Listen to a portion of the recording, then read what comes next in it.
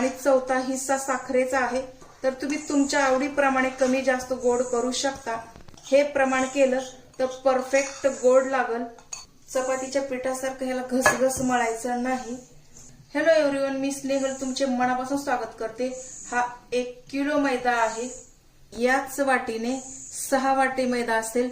आपण आता काय करूया, हे तूप आपण, हे साजूक तूप आहे, हे अर्धी वाटी तूप, हे याच वाटीने 3 वाटी दूध आहे। हे कोमट दूध आहे, जास्त गरम नाही करायचं किंवा जास्त थंड पण ठेवायचं नाही। तर हे अर्धी वाटी तूप आपण या दुधामध्ये टाकून घेऊया।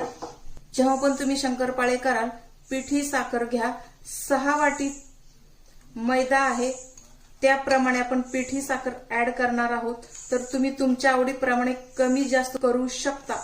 1.5 वाटी पिठी साखर आहे।